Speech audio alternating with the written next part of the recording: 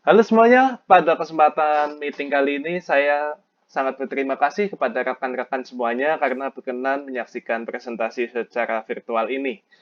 Kali ini kami akan mempresentasikan mengenai data mining classification. Ada tiga algoritma yang akan kita gunakan untuk classification, yaitu naive Bayes, tree, dan KNN. Ketiga algoritma tersebut kami implementasikan menggunakan bahasa pemrograman Python untuk mengolah data yang ada. Baiklah, untuk menyingkat waktu, presentasi akan dilanjutkan oleh rekan saya. Baik, selanjutnya tim kami terdiri dari 5 orang. Ada Rofif, ada Rizal, ada Arya, ada saya sendiri Ernest, dan ada Xavier yang barusan tadi mengintroduksikan. Kami akan bergiliran dalam menjelaskan konten-konten dari meeting virtual ini. Silahkan selanjutnya. Oke, yang pertama ada naive Bayes classifier. Naive Bayes adalah sebuah metode klasifikasi yang menggunakan probabilitas dan statistik yang memprediksi peluang dari sebuah kejadian. Next. Langkah-langkah dalam coding Python yang pertama adalah kita import modul dari Python yang akan digunakan seperti modul mat untuk menghitung fungsi matematika dan lain-lain. Lalu kedua adalah membuat fungsi untuk meload file CSV.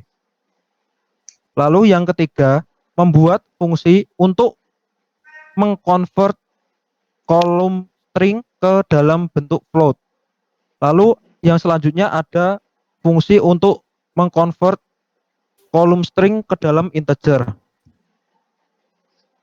Dan juga membuat fungsi untuk memisah dataset berdasarkan kelas dan mengembalikan nilainya.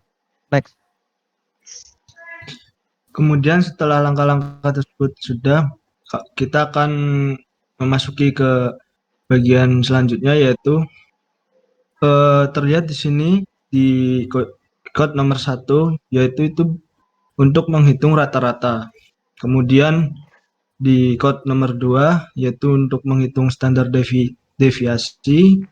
Nomor 3, menyimpulkan dataset. Kemudian nomor 4, menghitung statistik dari tiap baris data. Untuk yang code kelima, yaitu menghitung Bayesian probability yang akan digunakan untuk memprediksi kelas. Next. Baiklah, untuk codingan berikutnya, yang pertama merupakan fungsi untuk menghitung probabilitas kelas untuk tiap baris. Untuk hasil return dari fungsi tersebut merupakan hasil dari probabilitas yang ada. Selanjutnya merupakan prediksi kelas untuk sebuah baris. Yang kemudian codingan berikutnya kita melakukan prediksi terhadap dataset di mana hasil prediksi disimpulkan menjadi sebuah model membuat dummy record untuk diprediksi. Yang memprediksi dummy record tersebut untuk output hasil dari prediksi yang ada. Selanjutnya. Nah, dapat kita lihat di layar sekarang, ini adalah hasil yang akan kita dapat ketika melakukan running codingan yang telah kita bahas sebelumnya. Jadi kalau bisa dilihat, yang pertama ada Aristothosa, Iris versicolor, dan juga Iris virginica. Di sini merupakan kelas-kelas yang telah dideklarasikan dalam codingan tersebut. Dan kemudian yang menjadi hasil adalah row keempat di sini, yaitu adalah datanya.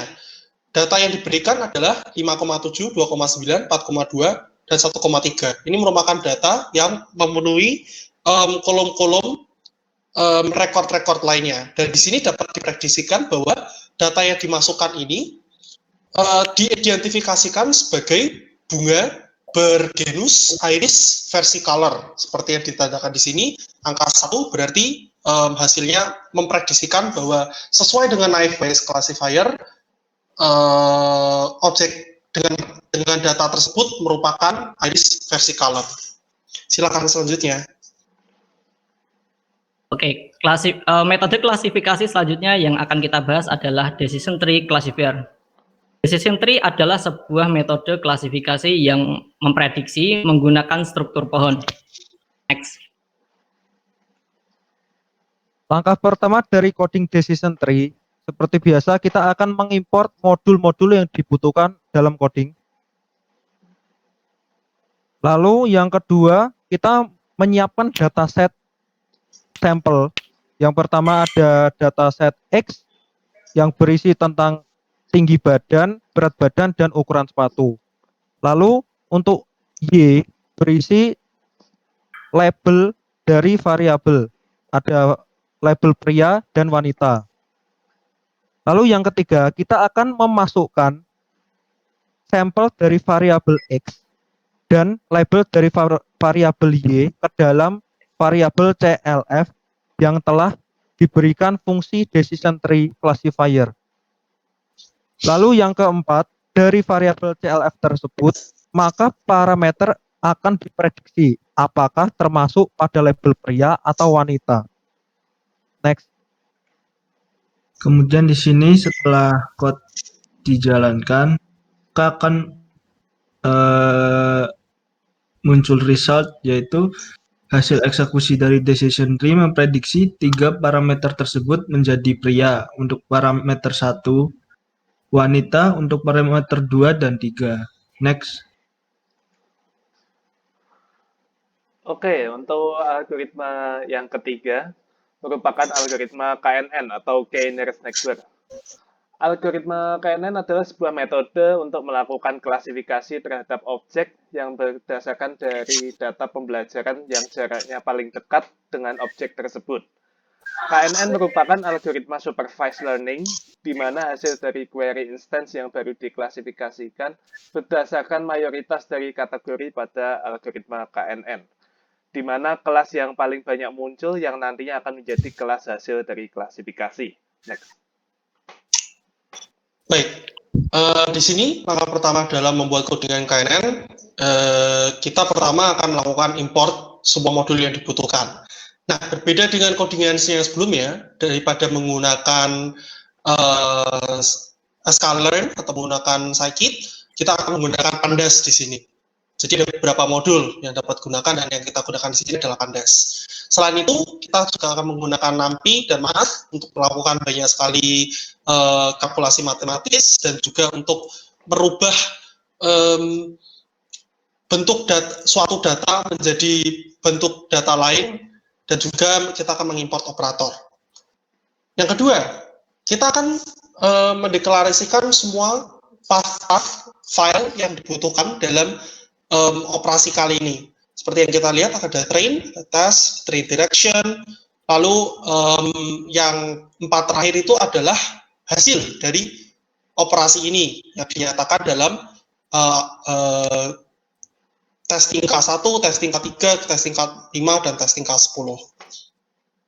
Lalu setelah itu, yang kedua, kita akan melakukan load file yang diperlukan ke data frame pandas. Jadi semua data yang telah kita spesify tadi, kita buka menggunakan read CSV yang ada di pandas, lalu kita mereturnkan data tersebut dalam bentuk data frame. Kemudian, kita akan menambahkan pergerakan ke setiap data frame, supaya kita dapat menghitung hasil dari KNN tersebut. Maka kita harus pertama-tama mengerti pergerakan dari suatu row setelah menghitung kedua nilai lag. Keempat, data frame yang telah dihasilkan kemudian dimasukkan ke dalam tiap baris dari array yang ada, di mana baru kemudian data tersebut dapat dikenali oleh sisa dari codingan ini. Silakan. Oke, selanjutnya kita harus menghitung kemiripan dari semua sampel yang ada atau sampel data, atau disebut juga Euclidean distance. Kemudian nilai kemiripan tersebut akan diambil untuk menemukan sampel terdekat sebanyak nilai dari K. X. Yang selanjutnya yaitu adalah menghitung voting dari neighbor yang untuk menemukan mayoritas prediksi kategori. Di sini kita menggunakan fungsi get respon. Jika respon bernilai positif, maka voting akan bertambah 1. Jika tidak, maka jumlah voting akan tetap. Lalu yang selanjutnya, hasil voting tersebut akan dihitung akurasinya dengan mengambil rasio dari total prediksi yang benar. Di sini kita menggunakan fungsi get akurasi dengan parameter test set dan prediction, di mana jika test set sama dengan prediksi, maka jumlah benar akan bertambah 1. Lalu kita akan mengembalikan nilai dari jumlah yang benar dikalikan 100%. Maka akan muncul dari rasio tersebut. Next. Kemudian pada tahap ini, KNN akan mempersiapkan format yang akan di-outputkan. Selanjutnya, data untuk KNN akan di-copy untuk perbandingan nantinya. Untuk setiap raw dites data akan mendapatkan regex dan memanggil metode getResponse untuk memprediksi NN. Kemudian prediksi tersebut akan ditambahkan ke kumpulan prediksi. Langkah selanjutnya, KNN akan menghitung nilai keakuratan berdasarkan direction. Akhirnya read data lalu memanggil metode KNN untuk 4 jenis nilai K, yaitu 1, 3, 5, dan 10. Next.